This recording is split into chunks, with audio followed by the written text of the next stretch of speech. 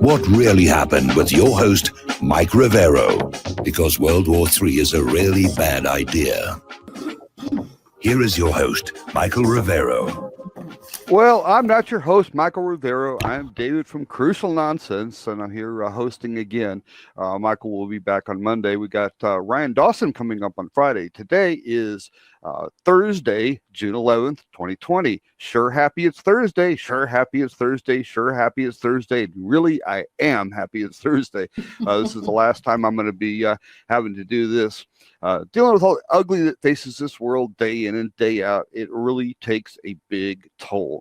And all the show prep that goes into what really happened and the website, it's really a lot of time that has to go into it. You know, people don't really have a good concept of just how much goes into this, because we've got a 2-hour show here and you see the website, but a lot of work and effort goes into this, and we have to trudge through all of this ugly day in and day out. And I'm glad that Mike's finally taking some time off to get some rest, but I'm going to be very happy to have him back in his chair so I can get back to doing some more stuff in the back end.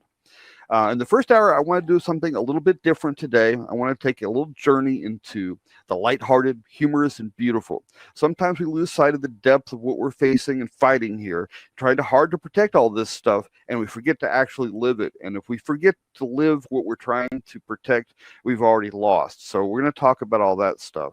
I see all this ugly every day, but there's even more amazing beauty still in the world just because it is, in spite of all of that stuff. So it's a wonderful thing. Today, I want to welcome a very dear, brilliant, and talented friend whose unwavering support and encouragement through these dark times has been a great source of inspiration. Kara, welcome to What Really Happened. Thank you, David. It's great to be here. I hope you didn't oversell the expectation, but we'll do our best. Yeah, absolutely. Well, we'll try to have a little bit of fun here and have a little bit of lighthearted conversation and talk about, some of the positive things, and maybe start talking a little bit about solutions and what we can do, to help each other out, because, we are all in this together, and there's been too much division. There's been too much hate, too much violence, and so much of this is unnecessary. It's been scripted from, the powers that shouldn't be, but here we are talking about the ugly again. Right. Well, David, you take a risk whenever you invite me, because I kind of tend to take over.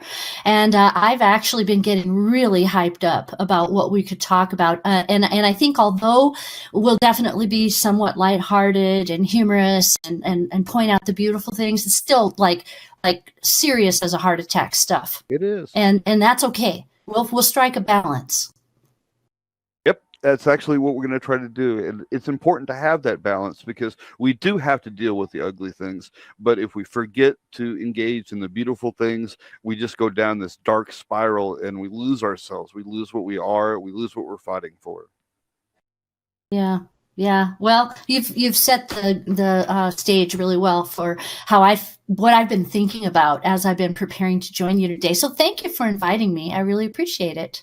You're very welcome. Thanks for being here. I was looking forward to being able to do this with you. Oh, me too. So you want to know kind of what I'm thinking? Absolutely. What's on your mind? All right. So I have all these philosophical, high-minded thoughts that I am hoping will be weaved together as we have a discussion about the philosophical principles behind the chaos that is in the world today. And I think that will happen and can happen. And I've got some also ideas about a couple of questions that I want to throw out that would be questions I would ask to the listeners when you go to the taking the calls later. I've just got a couple of questions that I would really be interested to hear what their answers would be, how they would postulate answers to these things. They're questions that don't have an absolute answer, but we have to start thinking together as a body of people. We're under attack, basically, and we all know that. We're under attack by what we call the left. I mean, it's not great to use labels labels and things like that. But there is a force. This is a spiritual battle. It's kind of like Star Wars all over again. I mean, put it in whatever context you want. There's a battle between evil and good. And right now, it would appear that evil is kind of raging, but it doesn't have to win. And I don't think it will win. But we have to realize the power. You know, it's funny. You hear the communist expressions and things. And one of the things they say is power to the people. Well, it's a true statement, but truth is always ripped off from the true source. The people do have all power. In almost every constitution, in every state of the United States, one of the preeminent precepts that's almost always found at the beginning of their constitution is all power is inherent in the people. So my question, and I'd like to explore with you and your listeners today, is what Wow. Okay. to own that power? Lost you for just a second there. So re-ask that question because it dropped out for a minute. The gremlins don't want you talking. I think the question is too important I'm sure they to don't. be heard. So let's have it. Exactly. Okay, so I said in almost every constitution of every state in the Union of the United States, it has a statement, usually at the very beginning of the Constitution, that goes something like this. It says, all power is inherent in the people. Our whole system, even at the federal level, with our Constitution and our Declaration of Independence, and going back before that, you know, to the Magna Carta, is based on that premise, that principle. The power, it is inherent in the people. Freedom is a natural law, and the people have to stand up and declare that truth, that freedom, and they have to act accordingly. If we don't, if we allow ourselves to be subverted or to be oppressed, we lose that power. And my question is, what are we doing as people to assert our power? And then I also made the point that communism has all these sayings, you know, one of them is power to the people. Well, it's basically a true statement. It's just been bastardized. It's just been perverted. And the truth is always replicated by those on the side of the false. You know, communism is an evil force. Yes, and usurped. So the truth is power is inherent in the people, power to the people, but not in a rebellious, violent way, in a truthful, principled, ethical way. And so I want to just throw this around with you and discuss it. And I even have an allegory prepared to put this in that kind of a context as well. Hey, fantastic. What do you think? I think that's absolutely brilliant. And that really does go to the core of what we're dealing with here, because people have let this usurpation take so much of their power away. You know, give them an inch, they take a mile, give an inch and take a mile. And all of a sudden, you know, here we are, you know, facing this dystopian future, and we don't even know, you know, where our power is anymore. And we do need to start taking this back. And I hope that we can come together and do this as more a unified people rather than being distracted to fight amongst each other, because that's certainly what they have us doing right now. Fight amongst each other, the racial divide, the gender divide, all these other divides, the right and the left and everything else. We're all human beings, and we all have so much more in common than we have different. Exactly. So one of the questions for people who are listening to think about and hopefully address some of their thoughts when they call in later is, what are we doing to assert our power? We talk a lot about the problems. We complain about what's in the news. We complain about our leaders. We talk about the corruption. But we have to be careful that we're not so busy talking about and complaining about the corruption and the problems that we're not taking back our power, right?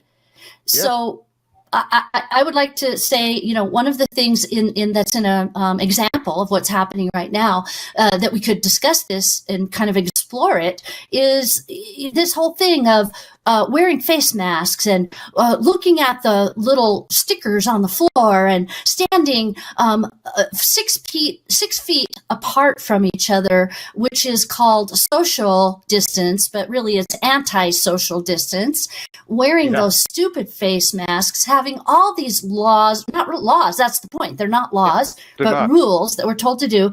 And how many people just are looking down at you know what happens? We're being conditioned. That's the whole plan of it, and we have to resist that. We're being conditioned to be told and to think that, well, we have to look around for rules and things written to tell us what to do when we enter a business. We have to look at the floor. We have to have our heads down. We have to be completely subjugated.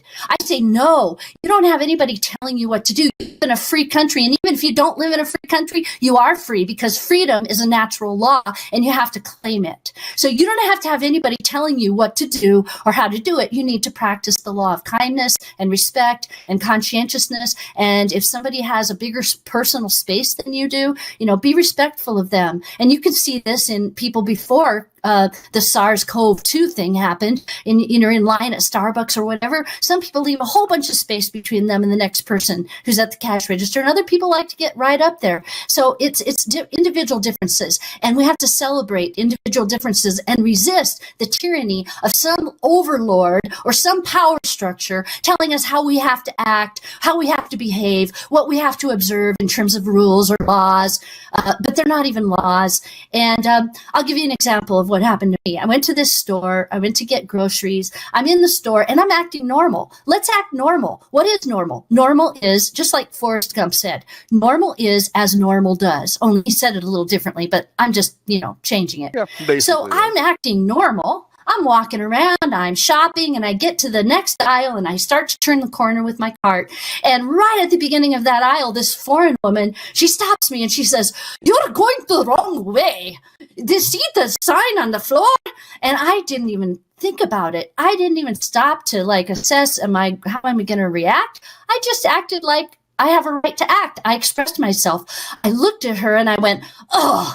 And I rolled my eyes and I just kept on going. I thought, this is ridiculous. It's crazy. I am not letting some corporate, I would like to swear right now, some corporate entity tell me how I have to act.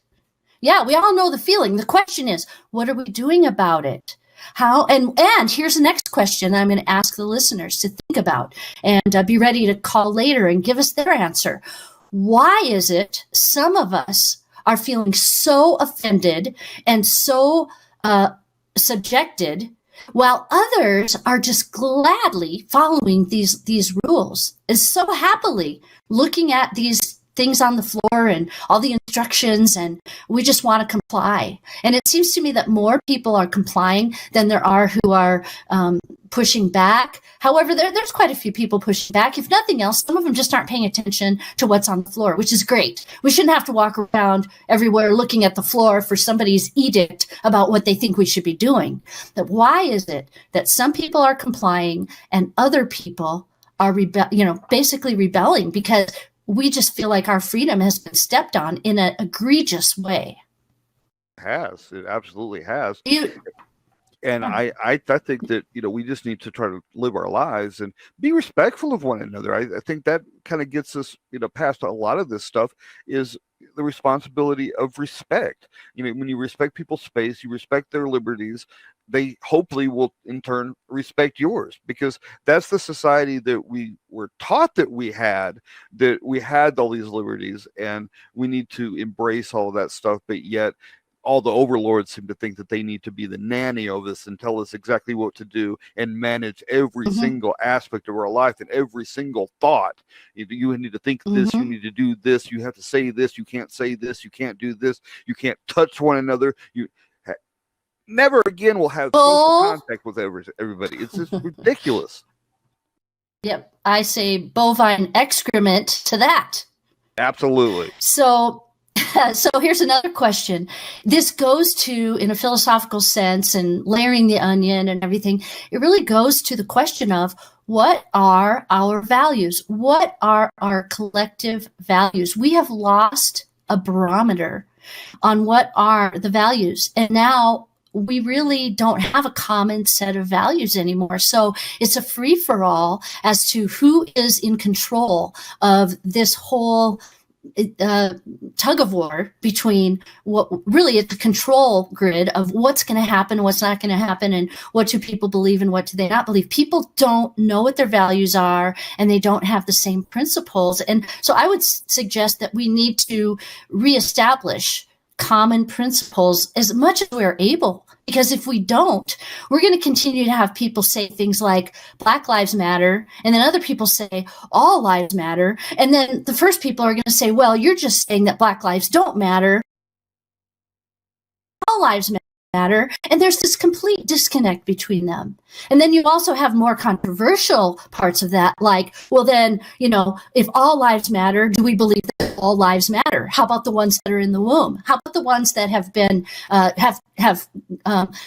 started their journey into gestation, and they're actually a full complete set of DNA and genetic material, but they're being occupied in the body of some other human being? Do all of those lives matter? Do they not? We need to be able to have conversation about this. We need to be able to talk about what we would all consider truth, and we need to be able to have rational conversation that's based on rationality and logic and argument, rather than, oh, well, let's just go on a witch hunt and try to ruin someone's reputation and say, well, don't listen to them. Don't listen to anything they say because, they're a bad person. I mean, that's crap. And we need to just call it what it is. It's crap.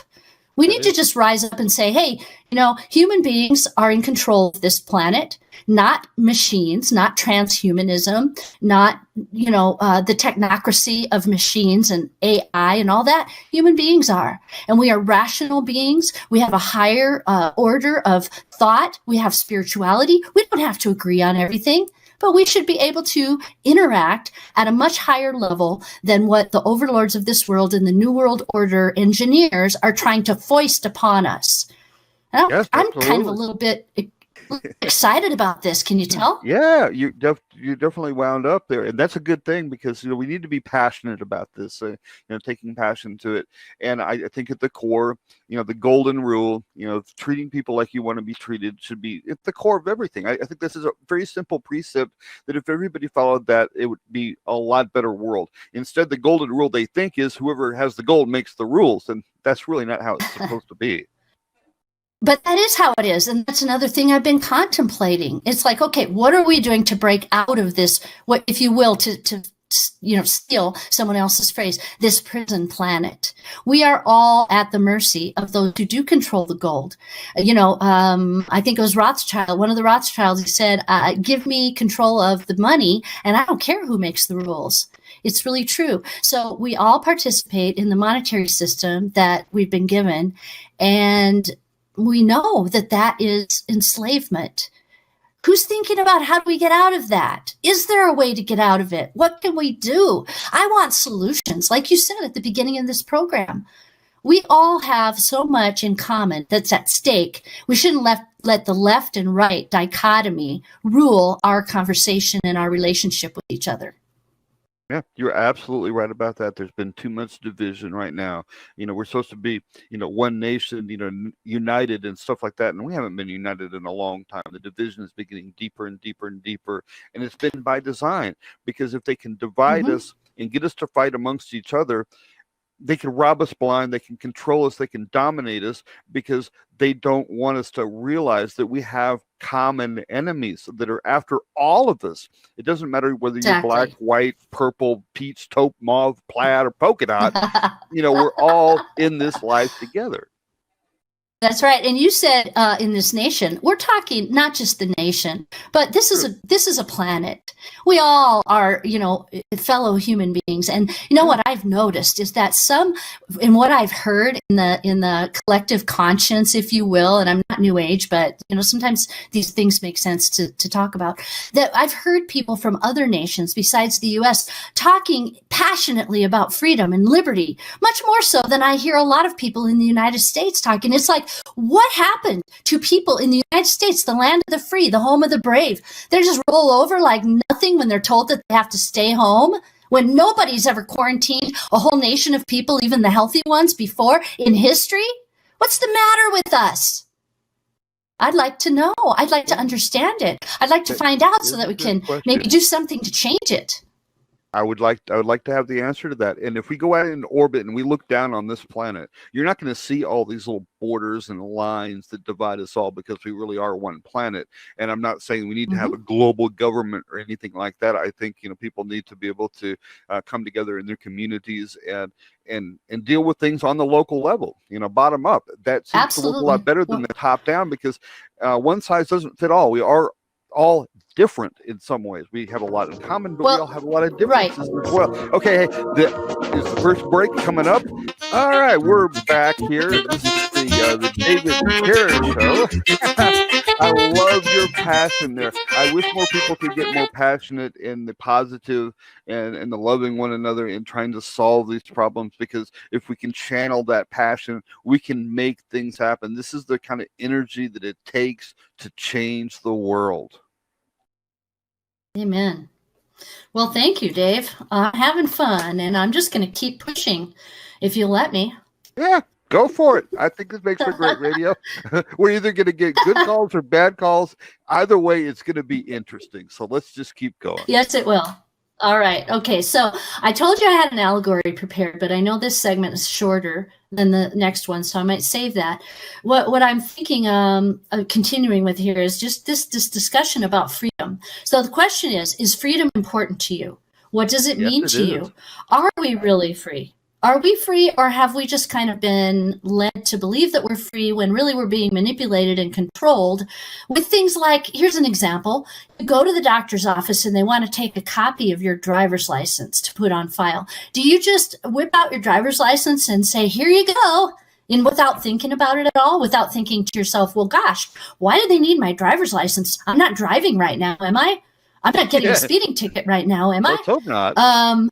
Isn't that what the use of the driver's license is? Well, you know what? There's some uses of your driver's license that are going to be coming, and this is just sort of, I believe, getting things done ahead of time. Your driver's license has now become a real ID, and you're going to be tracked with biometrics, and you'll have this little chip in your driver's license, and you can't get on an airplane unless you have the real driver's license, because it's going to be the national ID card, on and on and on. And so you're going to be tracked in all these other ways as well, like when you go to the doctor and your medical records. You were told that medical records, electronic medical records, are really a good thing, and that your rights were being protected when you would sign the HIPAA form and say, oh yeah, this is, the lady gives you the form and she just says, you need to sign this because this protects your rights. Bull crap. It doesn't protect your rights. It gives them the right to use your information for insurance companies and other people to use the data in the aggregate, they say, but still they're using your data. And you know what? The truth is, you don't have to give them your driver's license, not right now anyway, maybe later, depending on how many sheeple just roll over and give them a copy of it. Then they reach a critical mass, and pretty soon, everybody's accepting that new system. I guess we all have to do it now. Oh, now there's laws against it. If you don't, you're going to go to jail. Well, there's not laws against it now. You don't have to do it, and you don't have to sign the HIPAA form. You can say no. Think about it. If you had to do what the HIPAA form is legitimizing, then you wouldn't have to sign it, because it would be a law, and they would have legislated what HIPAA does with your records. So the fact that they need your signature means that they need you to voluntarily consent.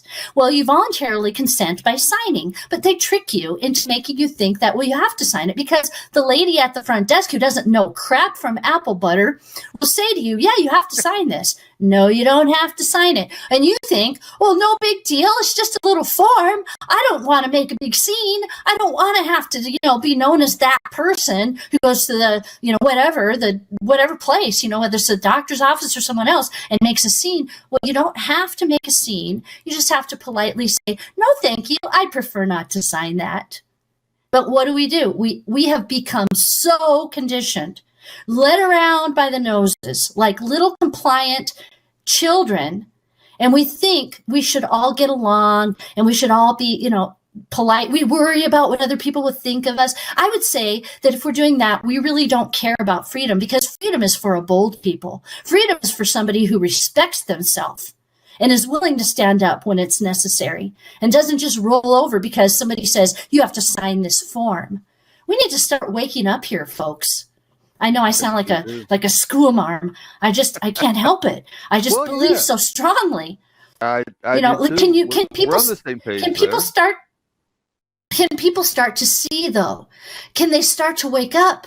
I mean, we're probably speaking to the choir of a lot of Yes. people who already know this, can already sense it. But what about the rest of them who just think, oh gosh, I wouldn't want to do that. I wouldn't want to be known as that person. I wouldn't want people to say I'm a troublemaker. I wouldn't want this. I wouldn't want that. Well, meanwhile, are they noticing these other signs that we're seeing in the culture now, like Facebook and YouTube censoring everybody, even people who have perfectly good credentials and are telling the truth? Are they seeing that, Especially the people that are telling the truth? They're censoring anybody that wants to speak truth to power. Anybody. And do you that's need to trying have Yeah, this is ridiculous. Do you need to have credentials? Do you need to prove that? Let me give you another example. So in other countries, they don't have quite as much supposedly or theoretical freedom as we do. And I know of a case in the UK where a guy went to his city council and he complained about, I think it was LED camera lights, street lights that were being installed in his borough or whatever, his village. And he got in big trouble. They threatened to throw him in jail. They took this legal action, and then he went and he testified, and he said, well, I have a background in the military and in weaponized systems. I know this technology. I know what can be done with these LED street lights, and I'm against them. And he, then what happened was the person in charge, the magistrate, said, oh, you're credible. We won't throw the book at you. So does it depend on who you are? Yeah, I don't know if it does or not. I think truth should stand on its own. Hey, we'll be right back after these messages. Well, no, it's still David and Kara here sitting in for Mike for yet another time here. And we were talking about the guy that was talking about the LED street lights and people needing credibility to talk about things. So, Kara, go ahead and pick up where you left off. Okay, sounds good, Dave. And for today, we should rename the show "What the F Really Happened," or no, what the F is really happening. That's what it would be for today. But that's kind of covered in the daily title for the show, which is fantastic. So this gentleman's name is Mark Steele, and as I said, he's an expert. I'm familiar and he with spoke Mark out. Steele. Yeah, a lot of people are. And the point is that in the UK, the judge could put him under a gag order and say, you can't talk about these 5G, LED lights, street lights. And then he proved, that he has credibility. He knows what he's talking about, etc. He basically proved that he has a right to speak. And then there was disagreement between the judge and the city council.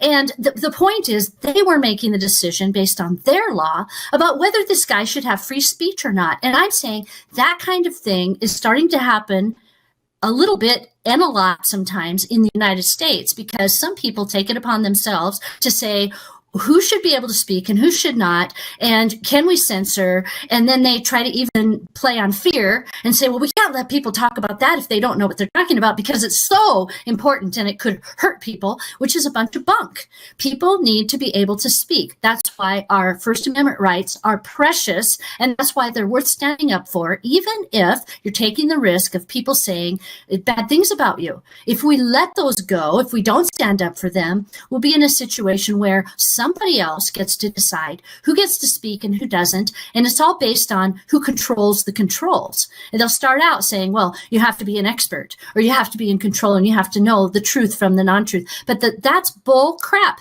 Everybody should have the right to speak. If you speak poorly, if you don't give facts, if you don't engender the respect of those who are listening, you automatically lose standing. And that's how it should work. Everybody has the right to speak. And it doesn't matter if you have, royal blood. It doesn't matter if you've got a PhD. If you can put together a rational argument and you can do some research and find out facts, anybody has the right to speak. That is our system. Our system is based on natural law, and we need to stand up for it. And if we don't stand up for it, we lose it, and it costs something to stand up for it. Every single one of us who understands how important it is has to be willing to risk something to stand up for these freedoms that are under attack right now. So that's what I wanted to say about that, and thank you for listening. Yeah, you're absolutely right about that. We do have the right to speak, and people, if you don't like it, you've got the right not to listen. you can go change the That's channel or right. go elsewhere or plug your ears and go blah blah blah blah blah blah. I can't hear you. I can't hear you. And be in denial all you want. That's fine. That's your right. Also, we're not telling you you have to listen, but we want to be able to speak and we want to be able to be heard because there are people that do want to hear the truth and want to engage in useful conversations. Yeah, exactly. So what do we really have here? I'm going to start a new part of this conversation, and it will not be done before the next break. So we'll have to carry it over to the next segment. But what we have is what we've always had throughout the ages. We have a battle between good and evil, bad and good, and control. Everybody's fighting for control. That's the beautiful thing about, the Constitution of the United States, the Declaration of Independence, the Magna Carta. They declared natural truths, natural law, which say all human beings have a right, to live a free life. And there should be no discrimination against that. They all have the right to be judged according to their own works. They all have a right to have opportunity to succeed. They all have a right to own property. They have a right to be judged on their own merits, and they have a right to be judged equally under the law. I mean, those are just some of the basic principles of our system. And those are principles that could be applied anywhere in the world. And I so appreciate and respect those in other countries besides the US who stand up for that, and sometimes at the risk of their lives. But, it's worth standing up for these things. Otherwise, you're just enslaved. And we're seeing that more and more. So I came up with this allegory that represents this really well. And for some, it's just an allegory. It's just, theoretical. It's something to think about. It's an object lesson. For others, it's absolute truth. But if you think about it, go way back, rewind way back to the beginning of the Common Era. So just after, years after Jesus had died on the cross, and there was this huge power struggle that was going on. Those that were in charge, those powers that be at that time, were really threatened by those who became followers of Jesus.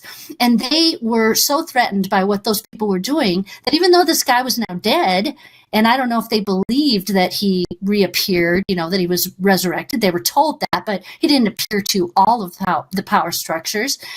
They could have, if they were really right that he didn't exist and he had no power, they could have just said, "Oh, big deal. Let the people do what they're going to do." But they were really threatened by this movement of followers of Jesus, and it so well represents what we see in principle of the power struggle that exists today between those who are just trying to hold on to power and control everybody with their power, and those who just want to be free. So that's kind of the allegory that I had in mind. And I took some of this from basically the book of Acts, because that's where it talks about what happened after Jesus, was crucified, died, and rose again, and then went to paradise. And then his followers were in this place where he had been crucified by evil religious and political leaders. And then they were simply trying to struggle to have free speech, to tell about him, to preach in the synagogues, or to talk to people out in public. And they were thrown in jail, and they were beaten, and they were threatened. But what did they do? Did they roll over, and did they give in? Did they capitulate? Did they live in fear? Or did they stand up for what they believed in?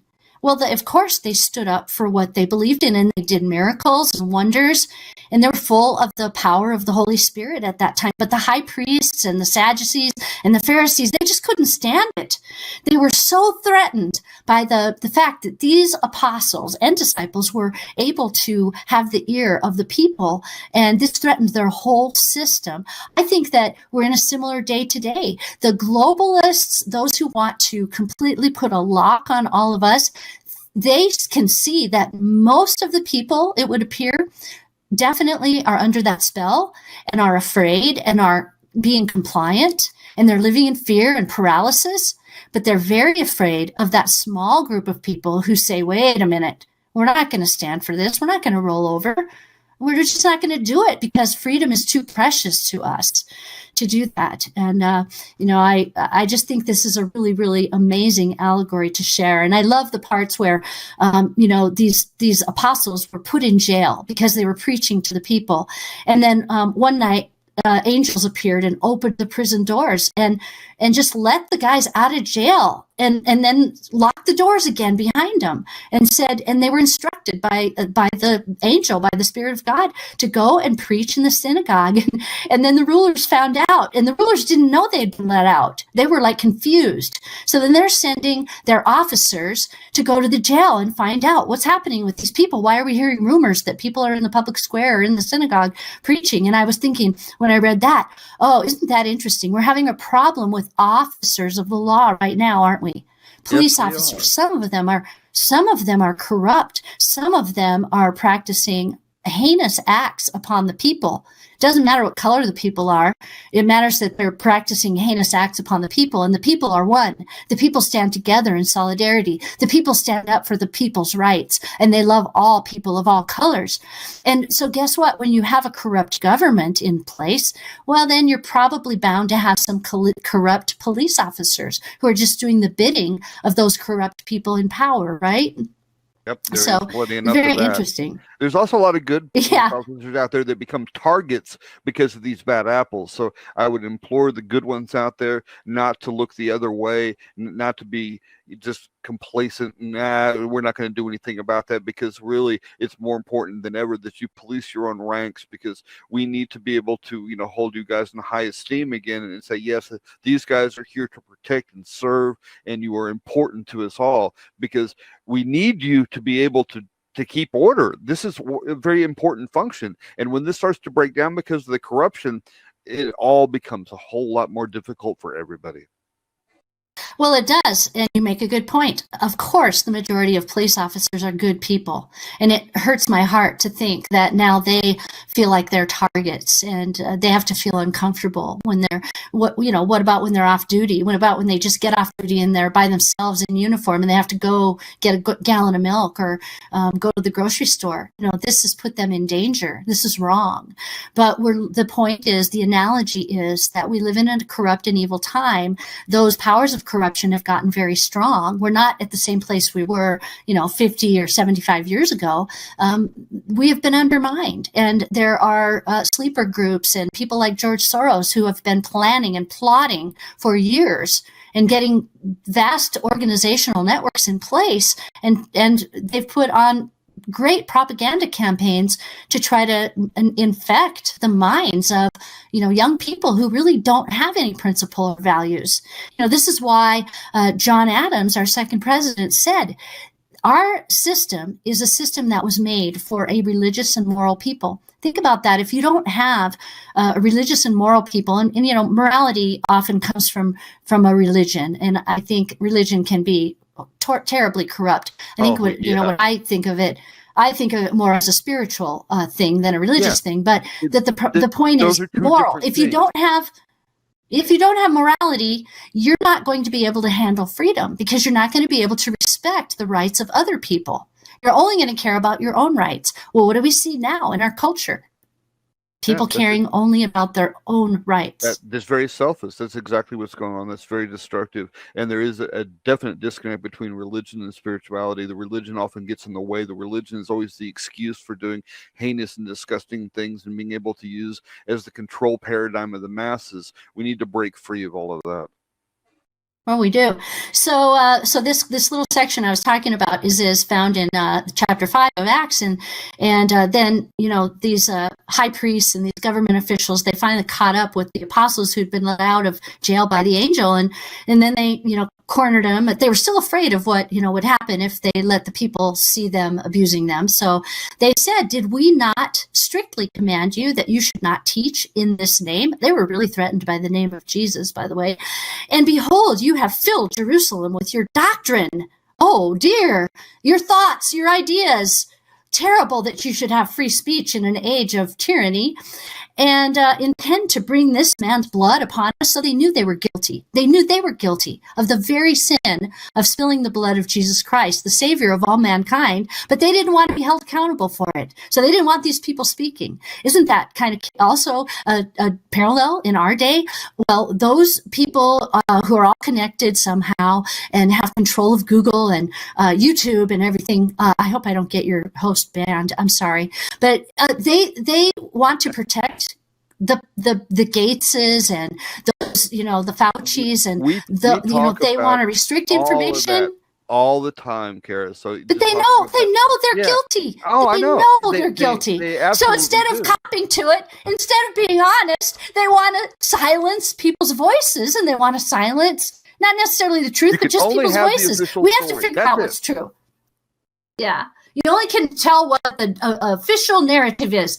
Well, gee, those little guys running around with that Antifa costumes and face masks on, don't they? They do not know what fascism really is, because they're acting just like the brown coats and the Hitlers did back in the day. Hypocrisy all over. Just wow. You see that? Do you guys really understand what you're supposed to be standing for? Obviously not, because it's very fascist what they're doing. Well, they're just full of rebelliousness, and they're getting a check to go out and be hired to do these protests, and they're filled with lawlessness and violence. They delight in doing violence. They love to destroy things. They like to hurt people. It's kind of a bloodlust that the Bible talks about. And I don't mean to be preaching, but I am a Christian, and I just believe in free expression, and anybody is welcome to disagree with me in any way they want. But if we really believe in free speech, if we really believe in freedom, then we believe we can talk about our beliefs. That's the whole reason to have freedom, right? So we can be who we are. I agree. But we've been kind of lulled into this complacency and this silence and this quietness. Well, as long as everything's comfortable, I guess we don't need to talk about religion. No, don't talk about religion and sex and politics. No, that would be taboo. Really? I think it's time that we start talking without political correctness, but with respect for other people. Kindness and compassion for one another. We can agree to disagree on things, and sometimes if we can have that compassion for one another, we can actually kind of bridge the gap and come to an understanding of mutual respect, and maybe we start to understand each other a little bit better. Yeah, maybe, but if nothing else, at least we're living free. I'd rather live free than die a slave. How about you? Absolutely, I'm all about that. Like our friend Jason, would say, he would rather live for 10 more minutes, free than 10 more years as a slave. Yeah. And so these guys in the New Testament, that, but you remember that. Yeah, he has a really good way of putting it. But these guys said, we can't, we're going to speak what God gives us. And you can try to silence us, but we would rather obey God than man. And God is within each one of us. He created each one of us, and he meant for us to be free. We have to assert that. We can't wait for someone else to give it to us or to guarantee it for us. It doesn't come with a guarantee. It's just a truth that we have to walk in. I'm just encouraging people to walk in it in a loving, kind way, but to walk in it because it's so precious, and it has to be striven for. It's just one of those things. Freedom is absolutely precious, and if you really think about it, God's the ultimate libertarian because he granted us free will at great peril, to all of this. This all messy stuff that's going on is because of that. But I also maintain that without the freedom to choose right or wrong, to love, to hate, what would love mean if you didn't have a choice? Well, exactly. You have to have something to compare it with, I guess. So, there's a lot of challenges implicit in what I'm saying, and I'm kind of just asking us, what is the answer? We all have to find something that we can do proactively about the current situation. People who own businesses need to freaking open up their businesses and not expect that some mayor or governor can tell them how they have to go about doing it. Yep, absolutely. I totally agree with that. Okay, we got one more segment in this hour. We'll be right back. All right, this is the last segment of the hour here. I want to throw the number out, 800-313-9443. Let's start stacking up the phone lines here for the second hour.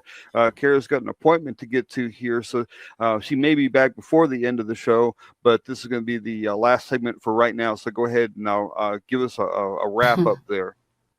Okay, thank you, Dave. I've really enjoyed this. Thank you, Yeah, me and I too. apologize for I'm really wound up. It's such a joy to be here and to join you and your listeners. And I knew we only had an hour, so I've just been like really trying to rev through this. Otherwise, my voice would be more pleasant. But another thing that I'm thinking about with regard to this allegory that I think is really important and interesting is that back in the day when these new converts and apostles were causing so much of a stir in Jerusalem, what they were doing is they were healing people. They were healing everybody who came to them who had a disease or an illness or an unclean spirit, or anything like that. They all got healed, even by the shadow of Peter passing by them, kind of like Jesus when he was still here. If someone touched the hem of his garment, they were healed. These people were sold out. They were completely believing what they believed, and they had power. They did. And I think it's an interesting comparison with our day as well. The power structures that they were really up in arms. Oh my gosh, these people are getting healed. These people are doing works and wonders and miracles. We can't have that. We need the people to be dependent on us. And we need them to come to the synagogue and to the religious places to give us their money and depend on us and look to us for instruction. Same thing happens today.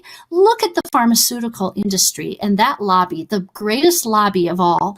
Look at the way people are held in fear in terms of their health conditions. They think, many of them worship the pharmaceutical industry, thinking that modern medicine is their savior, when all they're doing is given drugs. They're being given drugs that basically treat their symptoms but don't make them healthy.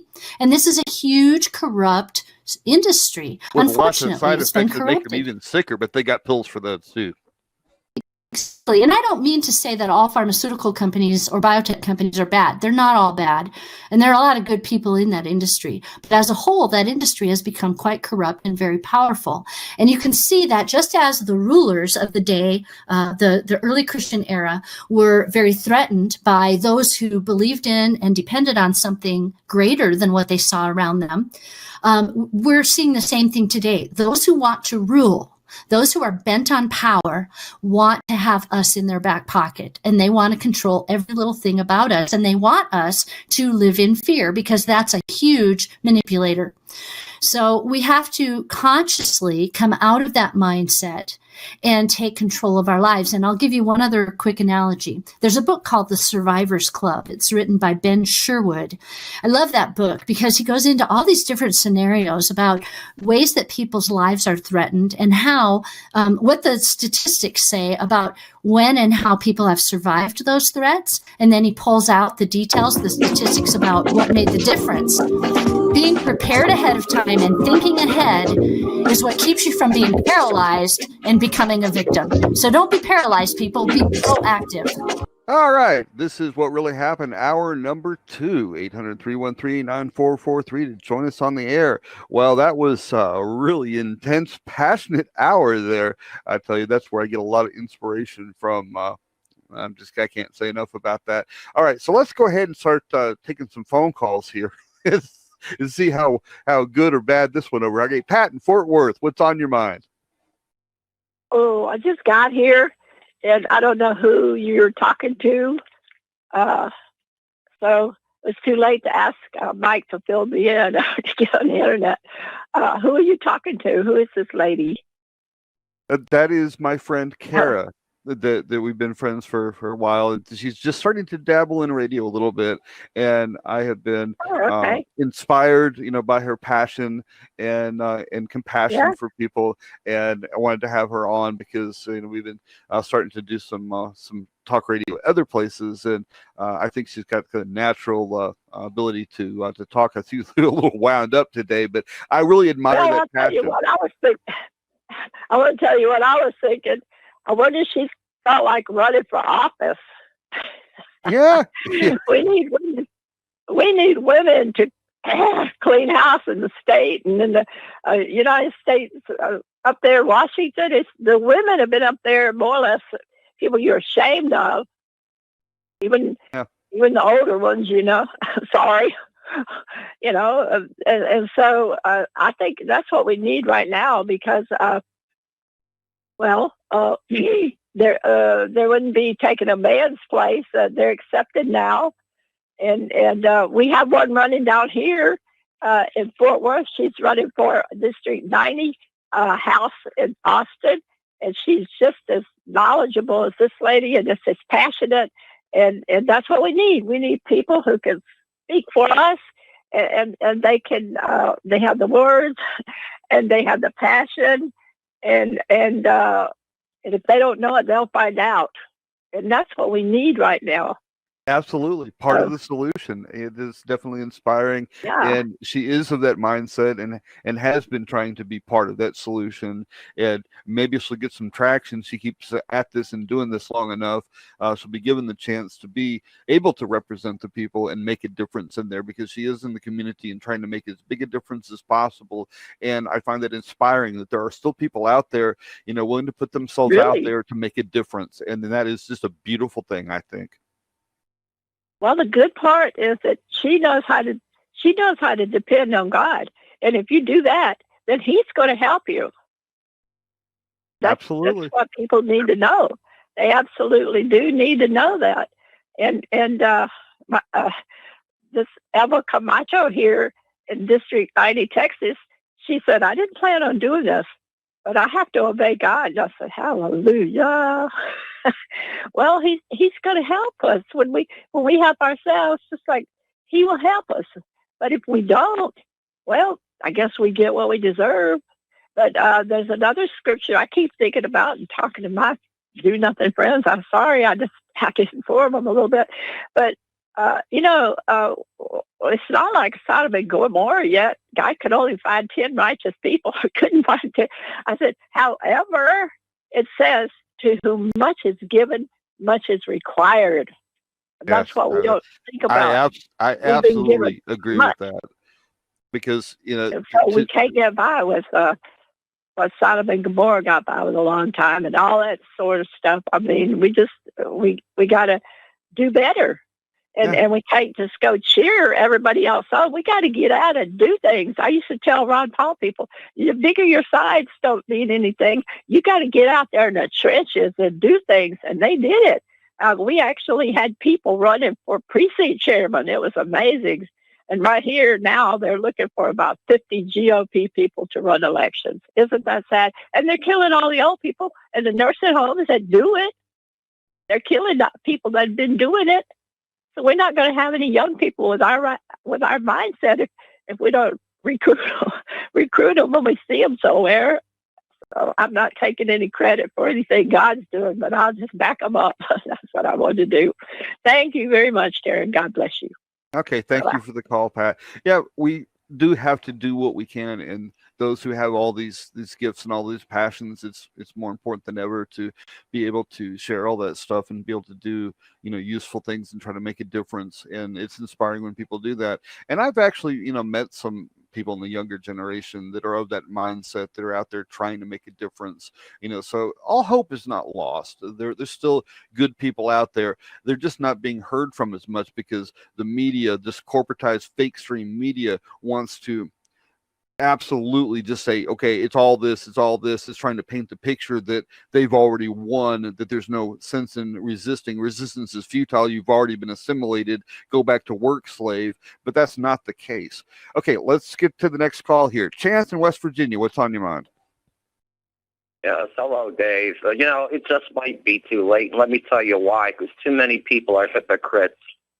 Playing this kumbaya violin is useless now because things are really getting out of hand. Every organization, every race is responsible for keeping their own house in order. Now look what's happening. Law-abiding, innocent whites and innocent blacks are caught in the middle of this. Yep. Right? I don't side with neither group that are out there on the streets. People side with the cops because they don't want to or know how to protect themselves. In other words, they're wusses. Now, don't tell me that people are wusses. They don't want to protect themselves. They're out here. They're revenue collectors. A seat full of people over for a seat, working people. of all colors for seat belts, license plate lights. Now, is this necessary? I ask you. No, it's not. And I don't side with the violent communists neither, or the imbecilic liberal imbeciles. They're useless. What's being happened here is, like I said before, the law-abiding innocents, whites and the blacks, law-abiding ones, are caught in the middle of this. And here's why I don't think we're going to have a solution to this. Just look at your Democrat-Republican situation, right? Democrats take you over the cliff at 100 miles an hour, Republicans at 50 miles an hour. So in other words, people say, I vote Republican because they only take away some of my rights instead of all of them. You know how idiotic that damn sounds? How about no, you don't take away one single right. No, but they don't think that way. This is why I have no faith in people. Yeah, and look what's happening with these cops now. Getting down on their knees, taking a knee. Now, you expect a man to protect you who gets down on his knee? I'm sorry, that just doesn't make sense to me. I mean, let's wake up here, folks. White and black, the law-abiding ones, whites and blacks. You're being caught in a vice grip by both sides. We don't need neither of them. Sit back and watch them kill each other off because both sides are no damn good. Yep, it's all a divide and conquer thing. The establishment wants us to fight amongst and never each mind other. this kumbaya, because even law-abiding black people know this is nonsense too, just like law-abiding whites did. That's all nonsense. It's kumbaya, violin playing. No, every house and organization and race is responsible to keep their own house in order. I agree. So sit back, watch the show. I only feel sorry for those innocent whites and blacks whose lives are in jeopardy and whose businesses is burning. That's all I feel sorry for. As far as I'm concerned, the rest of them can go kill themselves. Sit back, open up the popcorn, and watch them knock each other off because they're both useless. That's all I got to say. Thank you. All right, Chance, thanks for the call. Okay, phone lines are open, 800-313-9443. Yeah, we have been divided amongst each other, the right and the left, the Democrat, the Republican. It's a whole bunch of ridiculousness. And they wanted to do this, so we would fight amongst each other. Will they rob us blind? Will they control everything? I mean, look at the depth of what the banker fraud has done to us, plunging us into this unpayable debt. It's just beyond imagination, how deep all this stuff is. Wow. And we should be really railing against that. Instead, we're railing against each other, and that's so counterproductive. We need to come together. And yes, Chance, I agree that each of these people need to get their own houses in order, but we do need to have a little compassion for one another. All right, Mark in Seattle, what's on your mind? Yeah, this is Mark from the left coast, and I think that we just need to arm ourselves with a little more intelligence. We're pretty on target here with what we're talking about. But I think a lot of people don't understand how to actually put up a good fight, whether that's when they get their rights stepped on, they just kind of turn their backs on it. They don't know where to go. They don't know where to start. And that's probably where people fail themselves, is they get all fired up, start yelling, and they don't think about what kind of productive actions that they can actually take. Like, hey, you got bad cops, hold them to account. Start that process. If you got a fair standing, make sure that these guys are held to account for their actions. Collect the evidence, go to the right person, start that process. But we're not doing it. We see it kind of getting done right now, but we see it hijacked in this process because somebody comes along and starts a counter protest. And guess what? We got to hold those guys to account too. Yes, we do. Absolutely. That's the problem with the big organized things, because whenever you try to get this big organized movement, this establishment's real good about sending in their provocateurs and their infiltrators, and they hijack it and they take it off the rails. And that's why you got to find some kind of way to have a leaderless kind of resistance where everybody's kind of taking care of their own communities and their own neighborhoods to be able to start building this thing back up from the bottom up. Because a top-down solution for this, it doesn't work. I mean, we've seen what top-down does to us over and over and over and over again. It keeps failing. So why do we keep doing the same things? Because we don't know any better. Apparently not. Sorry, everybody, but we're stupid. Not everybody, but a lot of us. We're stupid. We don't know any better. We're just going to sit there and listen to other talk radio. We're going to let them do our decision making for us. And a lot of people don't want to go do the heavy lifting to research the issues and form their own opinions. They're just regurgitating this stuff. They don't really have their own standing on things. They got a little bit of a discomfort, but they're not uncomfortable enough to do their own homework. I know it sounds harsh, but these are harsh times. They are harsh times. You're absolutely right about that. We do have our work cut out for us, and hopefully we can, find a way to start educating one another a little bit. When in a compassionate way. We don't need to be beating each other up about this stuff, because if we don't have some sort of compassion with one another, we're not going to be able to come together, because we are a lot more alike than we are different. And we're not all equal, and that's just the truth of the matter. We're all different. In order to be all equal, we'd have to be exactly the same clone of the same person, having exactly the same life experiences. And we're all different. The diversity is a beautiful thing, but we all do deserve equal standing under the law, and we shouldn't be treated any different, from an establishment and a legal standpoint. And there's all these protected classes and, protected truth. And it's on the other side of the fence where you can't have this class is bad. Like the white people are being demonized now, like the black people used to be, back a long time ago. There is, this inequality of, racism and stuff in the world. And we try to heal all this stuff. And I think we were well on the way, in the end of the last century, of getting past all that, where people would see each other just as the character of what they are. But you have these controllers, and they're monkeying with things, trying to fan this stuff back up. And here we've got this divide again. Everybody's fighting with each other again. And this is so counterproductive. It is. There's no reason that people can't have an intelligent disagreement unless they have poor footing on their arguments. And I'm going to yield the line to somebody else. Thanks for taking my call. All right. Thanks for the call, Mark. We got another Mark, Mark in North Carolina. What's on your mind? Hey, what's up, you guys? Say, just living the dream, brother. I just want to tell you all to try to, if you can, try to listen to Tucker Carlson tonight. I think he comes on at 8 o'clock Eastern Standard Time. I normally don't watch mainstream news like the fake news network, but Tucker's one of the good ones. I mean, he's very close to being independent alternate news, and he's going to be interviewing that undercover nurse. I don't know if you heard about her at Elmhurst Hospital. She used to be an Army. She used to be an Army nurse, and she basically is going to run down how Del Bigtree just interviewed her also, and Alex Jones had her on today. I mean, he didn't actually have her on, but he played her videotapes.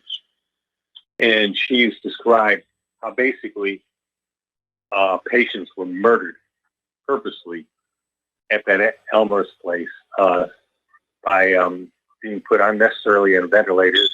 Many of them didn't even have the COVID. Most of them didn't. And they were put on there anyway. They had some kind of lung problem or something, and maybe some slight pneumonia, or maybe, I guess, flu or whatever else. And they were put in these ventilators and killed, including the 37-year-old individual she mentioned. And basically the same thing with the nursing homes. How they put sick people who had some kind of infection or something or another into these nursing homes, caused literally mass murder, thousands of murders, of those people. And people need to understand, when you talk about what's going on with these riots, and now and still going back to the COVID, this is all connected. And by the way, if you notice, they're now starting to talk about the so-called second wave and all that, because they're saying, there's so many cases coming. Those cases are mostly phony. Those cases, some of them are misdiagnosed because they've got, maybe if you've got a cold or something like that, because the cold is a coronavirus. There's two types of viruses. You got the coronavirus and you got the rhinovirus. They're both colds. And you also, I understand people who've got the flu shot, terrible thing to do anyway, to give yourself the flu shot. But they also show positive. On top of that, a lot of people, they got hit by the virus, and the body did what it's supposed to do, fought it off without any symptoms. And that's what your immune system is supposed to do. Yep. And the whole thing about the asymptomatic, since people are supposed to pass it around, is all nonsense. That's garbage. It's proven that's not real. So what they're trying to do is they're trying to keep the heel on a head. You talk about a knee and the neck. That's what they're trying to do to the United States of America. These clowns have got to be exposed. We cannot let them get to the point of the vaccines. Trump, if he has a brain inside of his head and a pair of a pair of balls, he's going to get rid of Fauci. He's going to say, no, you're out of here. He's going to put somebody decent in there. Okay, this got to end. We got to open up this country. We got to stop this stupid social distancing and take off those masks, folks. Those masks are only hurting you. That's all they're doing. Okay, that's all they're doing is hurting you. Yeah, they're pretty not much helping you. There's a financial. All you do. There's a financial incentive for them to diagnose people with the COVID virus. I think they get paid like $13,000. $50,000. And then and by the time they put people on the ventilator for another $39,000, yes, they're financially incentivized to do this. And a lot of people that are put on the ventilator never come off, because they're not doing the stuff right. They don't need to be on there in the first place, and it's causing a mass amount of damage.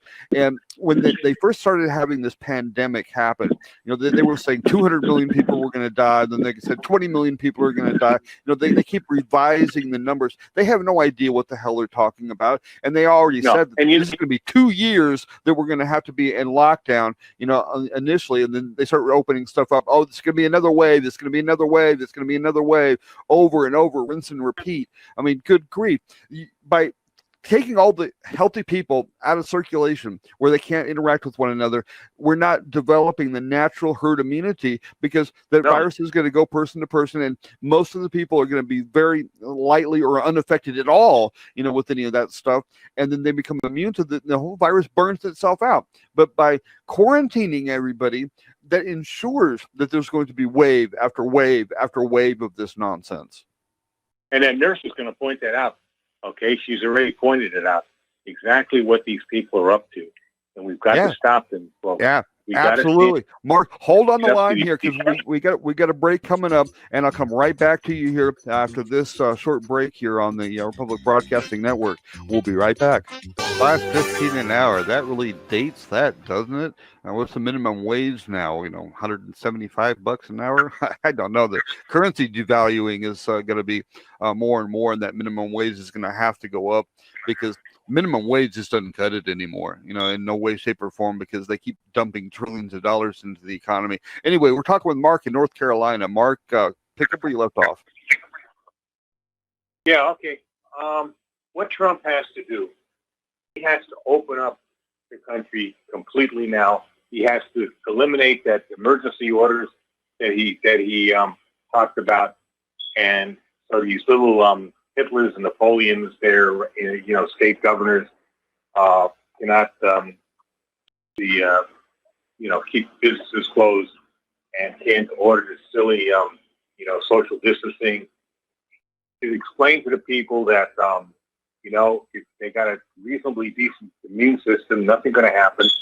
Okay, if this is even a virus, I believe probably some form of flu that they named the virus. And you got to explain to people, and people got to stop being Corona Karen.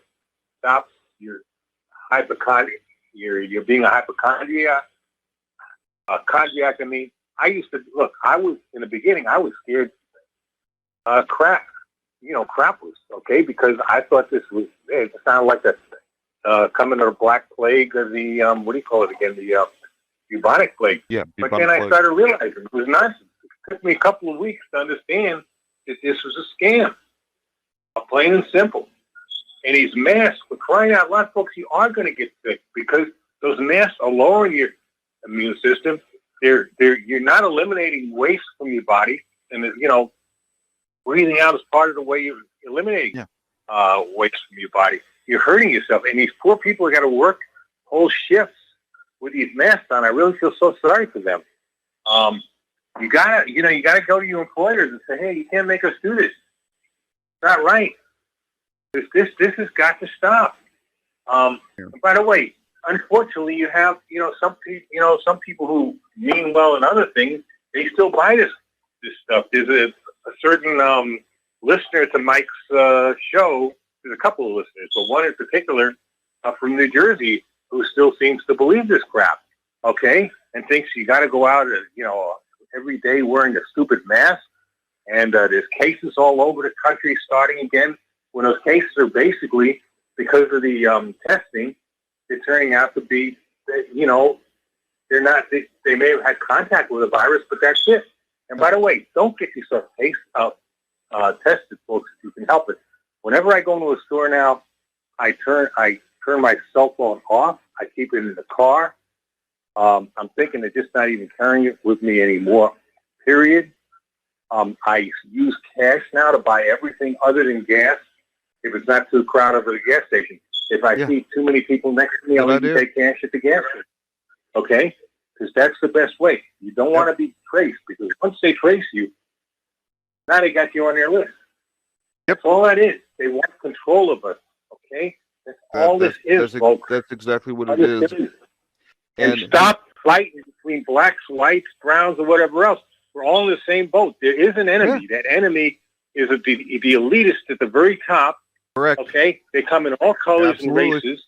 That's the enemy. We're not each other's enemy. Stop it, folks. You just hurt. You're doing them a favor. Okay? And as far as what's that called? Antifa and BLM, Black Lives Matter. These are just tools of the establishment. That's all they are. They're not real radicals. They're Trotskyites. They're not even communists. They're Trotskyites. A lot of them are paid protesters. Okay, and one good thing he did is he got rid of Trotsky because he understood Trotsky was a globalist. Stalin, if nothing else, believed in large families. He was against it. He actually outlawed abortion. A lot of people don't know that. Trotsky stood for all the garbage you see these radicals stand for today. Okay, these are Trotskyites. That's why the neocons and the neo-libs are so close to Trotsky. Understand that, folks. Pretty much that's all I got to say. Like I said, somebody wants to challenge what I just said. I'm glad. Feel free to do it. Okay, but I think I got this right, and I'm not the only one saying it. And please, folks, watch Tucker Carlson tonight. Okay. Also go to Del Bigtree. All right, and watch his interview with that nurse. All right. That's about it. Thanks. All right. Thanks, Mark, for the call. Yeah, we'll definitely have to check that out. That's good stuff. Yeah, the masks really don't protect you. We had a doctor on one of the programs on one of the other places that I'm at, and he was explaining how the mask will protect you against a virus like a chain link fence will protect you against a mosquito swarm. The reason that the surgeons wear the masks is not to protect them, but to protect the patient from the expirations, getting out into the operating field. That's all that is. And so if you're sick, wearing a mask might help a little bit, but if you're sick, you shouldn't be going out in public at all. You should be staying home. All right, we're at the bottom of the hour break here. 800-313-9443. Phone lines are open. Give us a call. Oh, it is getting worse every day, and here it is, 2020. Oh, wow. That song is timeless because this keeps happening to us over and over and over again. And it was a real appropriate, back in the 2008, 2009 meltdown and all that stuff. Turns out we didn't even see this coming, how much worse it was going to be, that they would shut down the entire economy globally and just wreck absolutely everything. And I think it was, my opinion is that it was to cover up a bunch of banking fraud that was about to hit the fan, and there was going to be a correction. They needed something else to blame for that. And hey, pandemic, the perfect thing. We'll close everything down for a while. We'll wreck everybody's stuff, and we'll just hide the fact that we're stealing everything. The Federal Reserve's just printing money left and right, buying everything up, and all that stuff. All right, well, okay. With all of that, I'm going to take a deep breath here and welcome Kara back. Kara, thanks for coming back. Well, thank you for inviting me to come back. Glad to be here. Oh, fantastic! Yeah, we What were did I talking. miss? Well, you'll have to go back and listen to the podcast. Pat. Yes, I will. Pat from Fort Worth had some kind words that you'll want to listen to. The start of the second hour, and we were talking with Mark, and we were getting into the masks and the coronavirus and all the stuff that we've been talking about ever since this pandemic stuff started, and how the masks aren't really helping anybody, and the social distancing is just making things worse, all that kind of stuff. I mean, you've heard all this. You mean stuff the before. anti-social distancing? Yes, the anti-social distancing. That's exactly what we should be calling it, because that's exactly what it is. They're trying to ban human contact, make human contact illegal. They want us to stand 6 foot apart, and make sure that we never touch each other ever again. I mean, how the heck are we supposed to be able to continue as a society? And and all, no, they would like crazy. Us to be so afraid. Yeah, that they would. They absolutely would. All right, we got a caller on the line here, so why don't we take Fred in Michigan? What's on your mind, Fred? Hey, I heard you earlier mentioning the paying back the national debt, and then Mark, I believe it was from Seattle, called in regarding what people can do to hold accountable the bad actors, as it were. So on the bad actors relative to Corona COVID, do you remember Sheriff Doug Schuler of Mojave County? Yes. Do you remember what he declared? Yep. Do you remember? Yep. Why don't you remind the listeners? Yeah. Okay. So he said he would. He refused to enforce fallacious. Now I'm paraphrasing. I'm using my own verbology. Okay. That's fine. Fallacious. I couldn't quote him either, so just paraphrase it. It's all good. Fallacious, unwarranted, unsubstantiated claims / recommendations of the governor, which got its recommendations from Fauci, who was characterized by the doctors in Bakersfield who did the 68-minute press conference on 22 April. Those are the guys that originally opened Pandora's box on the fact that Corona COVID is just a typical retrovirus, which means it's cold. It might evolve into a flu if you've got a highly compromised immune function. But he characterized Fauci as a junk, a pseudoscience quack MD, and they declared that the social distancing is an impediment, if not a disarming technique for the spontaneous antibody antigen immune function. Yeah, absolutely. Okay, so they said, forget it. It's over. A guy in the UK at about that same time said, yeah, it peaked. It peaked like the third week of March. It's a typical seasonal retrovirus. No big deal at all. And by the way, recently, it was Chris Hinckley who declared, there's a big-time guy in UK, immunologist, whatever, who declared 80% of the populace. Now, I don't know if that was the indigenous UK, US populace, or whether it was the global populace. 80% is actually immune, is automatically, autonomously immune to Corona COVID. 80%. All right, so Sheriff Doug Schuler refused, he said, to enforce a totally fallacious, unwarranted executive order, which, by the way, it is a fact. Executive orders, whether federal or local, within the state, apply only to government functionaries who are contracted into. That's absolutely correct. People contracted into the corporation, right? You have to be contracted into the corporation, and all you got to remember is, okay, look at all the hurricanes, and there were people who said, I've been through this before. I'm gonna gut it out. I'm gonna bore it up. I'll take the necessary precautions, right? Okay, so the typical man and woman in this country knows how to be precautionary and what measures to take when necessary, right? Okay, so this is a guy that needs to be echoed all the time.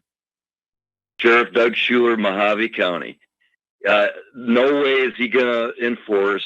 Oh, by the way, what he didn't declare, and I admonish the audience, and especially Mark in Seattle, contact your state senator and demand that the state senator produce in hard copy the legislative act mandate compelling compliance to executive orders. There has to be. I'd like to see that. I'd also like to see Bigfoot. Well, because legislative act mandate. There is no way that an executive order applies to anybody outside the government corporation, like what you were saying. But people will go along with, executive order. Oh, we have to follow executive orders. It's the same thing for the federal executive orders. It applies to the federal corporation inside the government. The government employees, the operations in the government, absolutely have to follow all of that stuff. But we, the people, we're under no obligation to that. There's no law behind that at all. Even if there was law, we don't have to. Yeah. We don't have to. We don't have to submit to anything that we think is unconstitutional. Absolutely. Well, look, look, if you want to cite the federal charter, all right, now wait. The business license is a contract. So all of the businesses that were seemingly compelled performance, forced compliance. I called half a dozen businesses in my venue, and they didn't have a clue. I said, look up your business license, contact your state senator, have them explain where in your business license is there a mandate of compelled performance compliance to executive orders. They said, damn, no one's ever told me to do that. Well, Fred, it's a presumed valid. Fred, that's not a bad idea. However, what about just not complying because you know it's not lawful, and just expressing and asserting your freedom? Why do we have to ask those in authority for permission all the time? We need to stand up. Well, I agree. A business license is not necessary unless it is, quote, a government-regulated commercial activity, right? So there are some businesses like that, but I'm sure the vast majority do not qualify in that matter. So I just think we have a duty to ourselves relative to liberty and freedom, eternal vigilance. So let's interface and demand to see the evidentiary proof that this executive order, et cetera, are actually based in fact. And now we know without any doubt, Corona COVID is a planned scamdemic, right? A planned scamdemic. Now there is the possibility, according to Luc Montagnier in France and a group of scientists in India, and I guess some others in the UK, that the Corona COVID DNA sequence has some spliced in, genetically spliced in HIV sequence. And apparently Fauci owns the patent on that DNA sequence that was spliced in, i.e. weaponization. And it's well documented Yes. that Fauci has funded. And you the also Wuhan- have Fauci and Bill Gates all tied in together, and this is a topic we should get into when we've got a lot more time, because this is a very big deep subject, because it really is kind of messy. If you have any last words here, Fred, because I do kind of get to moving on along here. Yeah, I agree. Well, what can I say? The national debt, my friend, we are the surety. We are the surety via the original birth record, right? And the original bond. We are not the debtors. We don't owe the Fed Res stockholders anything. They owe us everything. Okay? Yep. And all we got, think about this. I'll leave you with this.